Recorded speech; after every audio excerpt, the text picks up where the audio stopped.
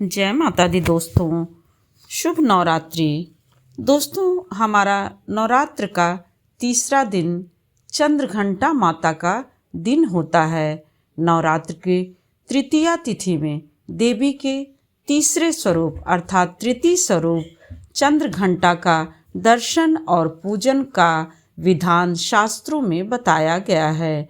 हमें इनके इस स्वरूप को पूजने से बहुत सारी चीज़ें प्राप्त होती है। शक्ति प्राप्त होती है, उच्च पद प्राप्त होता है और सबसे बड़ी बात कि हमें निरंतर अपने कर्तव्य में लगे रहने की शक्ति जो आती है वो इन्हीं देवी चंद्रघंटा देवी के पूजन से प्राप्त होती है। देवी के इस स्वरूप की आराधना में ऐंकारी सृष्टि रूपाय, ह्रींकारी प्रतिपालका, क्लींकारी कामरूपिणे, बीज रूपे नमोस्तुते। इस मंत्र का जाप का विशेष रूप से महत्व है। इस मंत्र का जाप निश्चित रूप से करना चाहिए चंद्रघंटा माता को प्रसन्न करने के लिए। चंद्रमा जिनके घंटे में स्थित हैं उन देवी का नाम ही चंद्रघंटा है। जैसा कि देखिए, चंद्रघंटा नाम से ही आपको विदित हो रहा है या फिर आभास हो रहा है, तो उनके घंटे में चंद्रमा विराजमान होने की वजह से ही चंद्रघंटा नाम पड़ा है। भगवती का बीज मंत्र ही हींग है, जो सब जितनी मनोकामनाएं हैं, मनोरथ हैं, उनको पूर्ण करने वाला है। इस मंत्र से आप हींग मंत्र से आप कुछ भी जो है प्राप्त कर सकते हैं। एकाक्षर ब्रह्मा का ऐसे यति ध्यान करते हैं जिनका मन हृदय शुद्ध हो, जो ज्ञान के सागर हैं, उनके घंटे की घोर ध्वनि द्वारा चारों दिशाओं में 10 दिशाएं जितनी हैं वह कंपायमान हो उठती थीं। इसीलिए इन देवी का नाम चंद्रघंटा नाम रखा गया है।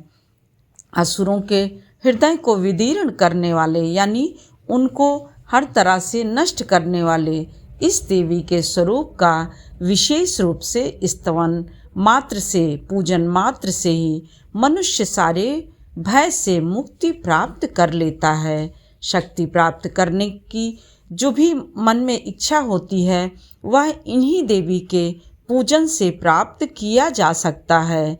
इस प्रकार से दोस्तों, मान्यता है कि जब असुरों का बहुत ही ज़्यादा एक तरह से उनका प्रभाव बहुत ज़्यादा बढ़ रहा था, तो उस समय देवता जब बहुत ज़्यादा दुखी हो गए थे, त्रस्त हो गए थे, तब चंद्रघंटा माता इस रूप में अवतरित हुई थी, अर्थात इनका प्राकाट्य हुआ था।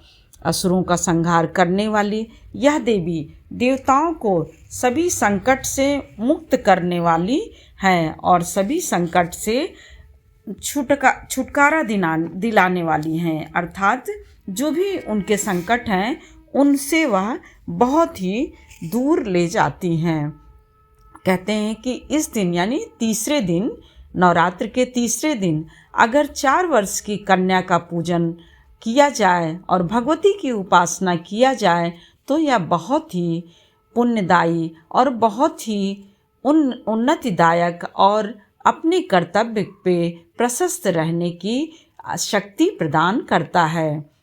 प्रातः पूजा हम जो है पूर्वाभिमुख होकर यानी पूर्व की ओर हो करके करें, इन माता का पूजन करें, और सायंकाल के समय इन माता का पूजन उत्तर की ओर मुख करके करें। जैसा कि सभी देवी को अलग अलग दिन अलग अलग भोग लगाया जाता है, तो इस दिन तृतीया के दिन यानी तृतीयम चंद्रघंटेत इनकी जो है कहते हैं कि इनकी पूजा अर्चना इन सब के बाद दूध का इनको भोग लगाना चाहिए। दूध का भोग लगाने से यह बहुत ही ज़्यादा प्रसन्न होती हैं, अत्यंत प्रसन्न होती हैं और बहुत ही शुभदायी दुर्गा माता का यह स्वरूप होता है। जय माता दी दोस्तों, फिर मिलते हैं एक और नए वीडियो के साथ। तब तक के लिए लाइक करिए, सब्सक्राइब करिए और बेल बटन ज़रूर प्रेस करिए, जिससे कि नोटिफिकेशन सबसे पहले आपके पास पहुँचे। शुभ नवरात्रि। जय चंद्रघंटेत माता।